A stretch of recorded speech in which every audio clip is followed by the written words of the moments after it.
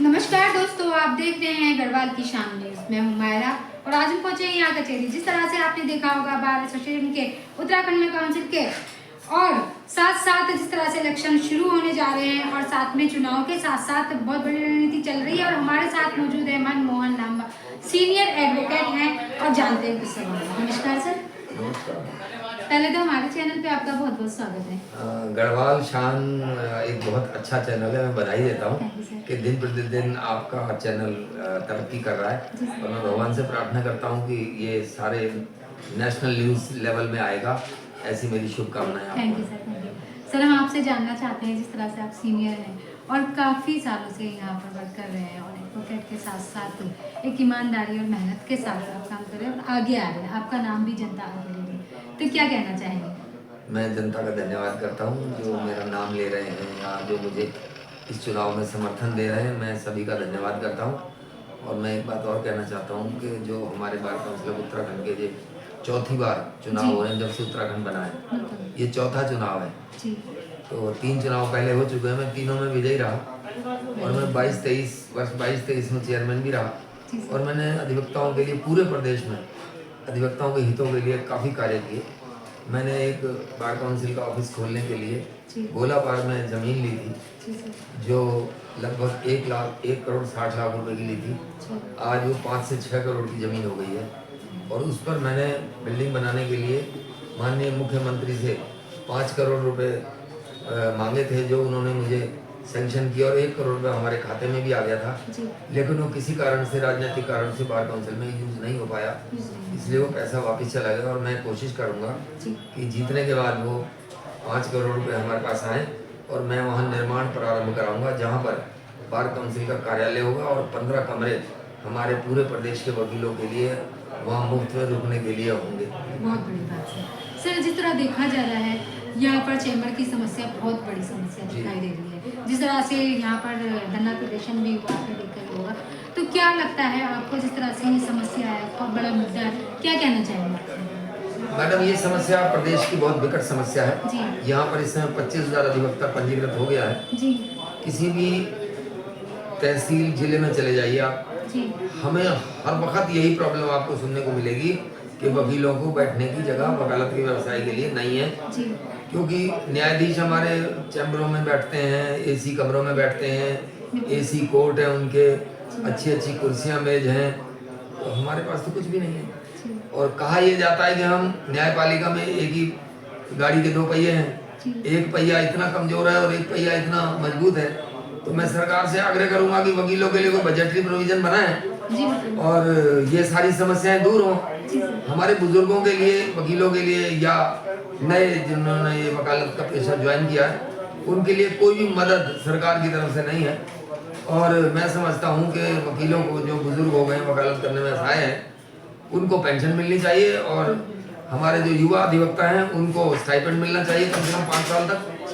उसके लिए सरकार को कम से कम 5 करोड़ रुपए per year budgetary provision bar council of India को एक सैंक्शन करके अपनी विधानसभा में देना चाहिए। सर, जिस तरह से देखा जा रहा है 65 बीघा जमीन का जिस तरह मामला पेश आ रहा है, तो क्या लगता है अगर सरकार ने इस तरह से इतनी बड़ी जगह नहीं दी तो आगे किस तरह का निर्णय होगा? मैडम, हमारे 5,000 वकील, 5,007 वकील वोट दे रहे हैं इस समय देहरादून में बार काउंसिल में। 5,007 वकील देहरादून के हैं जी। उनके लिए अगर आप 2-2 व्यक्ति भी बिठाएंगे तो आज की डेट में 2500 अधिवक्ता एडजस्ट होगा। 2500 अधिवक्ता मीनिंग देयर बाई 2500 चैम्बर चाहिए। 2500 चैम्बर चाहिए तो 2500 चैम्बर 5 बीघे में तो नहीं बनते। 5 बीघे में नहीं बनते। और ये 65 बीघा जमीन है जहाँ हम बैठे हैं। बिल्कुल सर, बिल्कुल। इस 65 बीघे में से कम हमें 20 बीघा जमीन और मिलनी चाहिए। 20 बीघा जहाँ पर हमें भविष्य के लिए सारे अधिवक्ताओं को, और अधिवक्ता तो रात दिन बढ़ रहे हैं जी सर। आज 5,000 हैं, 4-6 साल में 10,000 होंगे। तो मैं समझता हूँ कि फिलहाल जो है 5,000 अधिवक्ताओं का जो प्रोविजन है वो सरकार को बनाना चाहिए। उसके लिए 15 बीघा जमीन ये और 5 बीघा वो ये जमीन आवंटित करके और उसको हमें बार काउंसिल उसमें दस्तावेज अंकित करके और उसमें हमें चैम्बर बनाने के लिए बजटरी प्रोविजन से हमें पैसा दें ताकि हम चैम्बर बनाएं। क्योंकि अधिवक्ता गढ़वाल का और कुमाऊं का और यानी उत्तराखंड का अधिवक्ता निर्धन है और वो इतनी सेवा कर रहा है जनता की, तो इस ओर भी ध्यान देना चाहिए। मैं सरकार को आगाह करता हूँ कि 25,000 वकीलों के पीछे जी सर, मैं समझता हूँ कि 5 लाख वोटर उनके पीछे हैं 5 पूरे लाख प्रदेश में। 25,000 वकील और उनके पीछे 5 लाख वोटर उनके क्लाइंट हैं, उनके घर वाले हैं, उनके सब कुछ है। तो ये सरकार सोचे ना कि हम 25 लाख या 5 लाख यानी वोटर हैं, तो हम सरकार की कितनी मदद कर सकते कितनी हैं मदद कर सकते चुनावों में। हैं। जी सर, और चुनाव अब 27 में होने वाले हैं, बिल्कुल सर। तो मैं समझता हूँ सरकार इस ओर ध्यान दे ताकि हम सरकार को पुनः मौका दें। Very good. तो सर, जिस तरह से अगर आप जीत के आते हैं तो पहली प्राथमिकता क्या रहेगी जो आपसे? मेरी पहली प्राथमिकता ये रहेगी कि अधिवक्ताओं के लिए, जो बुजुर्ग अधिवक्ताओं के लिए, सीनियर्स के लिए और जूनियर्स के लिए जो स्टाइपेंड और पेंशन की व्यवस्था होगी वो जी। करेंगे। और सबसे पहले महत्वपूर्ण बात यह है कि चैम्बर्स के लिए ये बहुत महत्वपूर्ण मुद्दा है बिल्कुल सर। कि इसके लिए मैं कुछ भी करूं। हमारी बहुत अच्छी टीम आने वाली है। अब जी जो सर। बार काउंसिल में जो 25 मेंबर 23 चुने जाने और 2 नॉमिनेट होने हैं, जी। जब ये बॉडी का गठन होगा उसके अंदर हमारे फिर चुनाव होंगे। हमारे इंटरनल चुनाव चेयरमैन, वाइस चेयरमैन और कमेटियों के चुनाव होते हैं, 25 लोग करते हैं। जी सर। और एक व्यक्ति उनमें से bar council of India represent करता है उत्तराखंड को। जी सर। तो ये चुनाव होने दो, उसके बाद 10-15 दिन में वो चुनाव होंगे इंटरनल। उसके बाद हम तय करेंगे। हमारा मैनिफेस्टो ये है, मेरा पर्टिकुलरली, कि मैं आप जनता के वकीलों के साथ मिलकर पूरे प्रदेश के साथ जी। और इन सारे मुद्दों को तय करने के लिए बिल्कुल कटिबद्ध हूँ और करूँगा, ये मेरा विश्वास है। सर, जिस तरह से आप एक सीनियर एडवोकेट हैं और सारी जनता का प्यार आपको मिला है, आप काफ़ी सालों से यहाँ पर हैं, तो जिस तरह से अपने युवा छोटे छोटे बच्चों के लिए क्या कहना चाहेंगे, जो नई पीढ़ी है जो नशे की तरफ भी जा रही है, तो क्या उनके लिए कहना चाहेंगे? देखिए, एक बात सुनिए, हर पेरेंट्स को जब वो उनका बच्चा वकील बनता है जी। तो ये आशा रखते हैं कि जरा मेरा नाम, हमारे परिवार का नाम अधिवक्ता के रूप में मेरा बेटा रोशन करेगा। और मैं सभी युवा अधिवक्ताओं को ये निवेदन करूंगा हाथ जोड़कर कि वो नशे की तरफ ना जाके किताबों को पढ़ें, बिल्कुल। सीनियर से सलाह लें, जी। एकेडमिक डिस्कशन करें, बहस सुने सीनियर वकीलों की, कचहरी में आना शुरू करें। हर वक्त देखिए, आपके पास अगर युवा अधिवक्त काम नहीं है तो फिर भी वो कचहरी में, कोर्ट में आकर अधिवक्ताओं द्वारा दिए जाने वाले तर्कों को, विधिक तर्कों को और तथ्यात्मक तर्कों को देखे, पढ़े, सुने, आत्मसात करे और अपने काम को अंजाम दे, तभी वो धीरे धीरे बड़ा वकील बन पाए। Very good. हमारे साथ एक साथ सर जुड़े हैं। सर नमस्कार। नमस्कार सर, क्या नाम है आपका? राजीव है। राजीव सर, ये बताइएगा कि सर का व्यवहार कैसा है? मैं सर के जूनियर सीखने ही मैंने इनके काम शुरू किया था जी। और ये इनका मुझे जो गाइडेंस मिली थी वो फादर के बराबर है, मेरे पिता के बराबर है। मैं उतना ही उनका सम्मान करता हूं। जिस तरह से सर ने काफी साल तक यहाँ पर विकास के कार्य किए ये हैं और यहाँ से मिलके अच्छा आपके काम चाय कर रहे पीने। हैं, तो क्या कहना चाहते हैं आप उनके बारे में कि अगर वो सीख के आते हैं तो किस तरह से तो अभी से काम करने को तैयार हूँ आगे से जो और करना है। जीत के आएंगे, बिल्कुल आएंगे, पक्का आएंगे। और इन्होंने पहले भी बहुत काम किए हैं, बहुत काम किए। जी। और जो अगर इनके काम बहुत सराहनीय भी है, लोग आज तारीफ करते हैं। आदमी इनकी कचहरी के अंदर नाम भी है इनका और व्यवहार भी है बहुत अच्छा और सबको बहुत प्यार करते हैं, गाइडेंस देते हैं। जो भी कोई पूछता है, अगर उनके जूनियर भी नहीं है वो भी आगे पूछ ले तब भी उसको सही जवाब देते हैं और सही गाइड करते हैं। सही है। तो ये इनकी बहुत बड़ी क्वालिटी है। बहुत बड़ी बात है।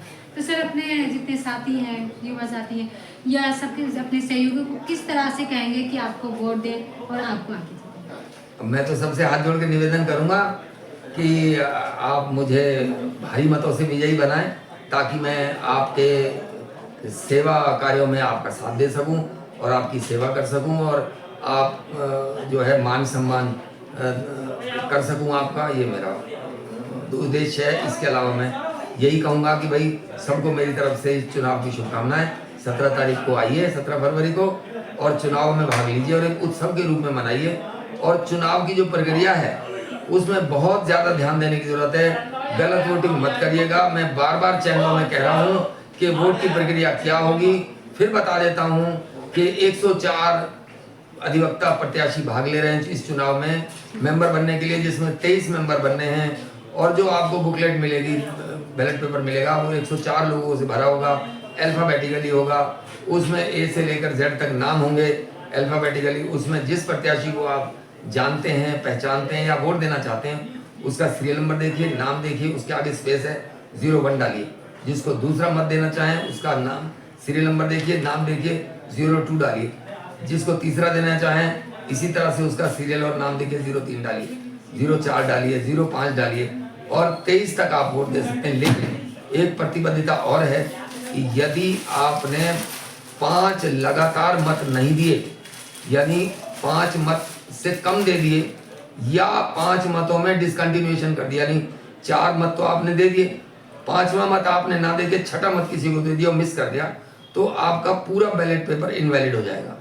और सपोज आप 23 वोट देना चाह रहे हैं और 10 तक वोट दे दिए, 11 भूल गए आप, 12 नंबर दे दिया कि 12वां वोट किसी को दे दिया, तो फिर आपका कोई भी वोट 23 तक नहीं माना जाएगा, 12 से लेकर बस 10 ही वोट माने जाएंगे। ये एक बहुत, और कोई टिक मत करिए, कोई दस्तखत मत करिए, कोई निशान मत छोड़िए, अन्यथा आपका बैलेट पेपर और आपका वोट खराब हो जाएगा। मैं सभी प्रदेश के अधिवक्ताओं से करबद्ध प्रार्थना करता हूं कि ध्यानपूर्वक जब भी वोट देने जाएं, वहां से जब अपना नाम जिस भी बस्ते पे आप जाएं, जिस भी वकील से संपर्क करें प्रत्याशी से, उनसे जरूर पूछ लें कि मत देने की प्रक्रिया क्या है। अगर आप मत दे के आए हैं इतनी दूर से, सुबह से शाम तक वहां रहेंगे और मत आपका गलत हो गया तो आपको दुख बहुत होगा और उस प्रत्याशी को भी बहुत दुख होगा जिस प्रत्याशी ने को आपने वोट दिया है और वो आपका वोट नहीं गिना जाएगा।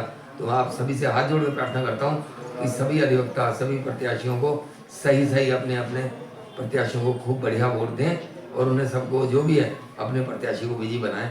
Thank you very much. दोस्तों, जिस तरह से अभी आपने देखा, अभी विचार सुनिए, हमारे साथ सीनियर एडवोकेट श्री मनमोहन सिन्हा जी हैं और अभी जो उन्होंने कहा है, आखिर में जो बात बताई है उन्होंने कि वो सबने ध्यान से सुनी होगी और नहीं सुनी है तो सर की आप फिर से रिपीट जो बातें हैं वो ज़रूर सुनिएगा, किस तरह से वोट करें, किस तरह से वोट के दिन आए और जिस तरह से सर ने बताया कि वोट गलत हो जाएगा।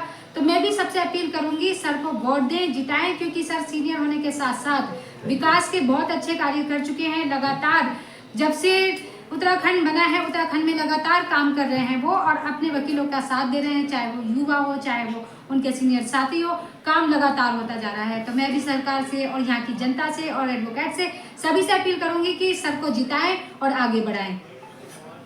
मैं सरकार का धन्यवाद करूंगी। गढ़वाल की शान न्यूज़पेपर को मैं फिर शुभकामनाएं देता हूँ कि दोनों दिन तरक्की करें। मैडम, आपको बहुत बहुत आशीर्वाद। Thank you sir, thank you.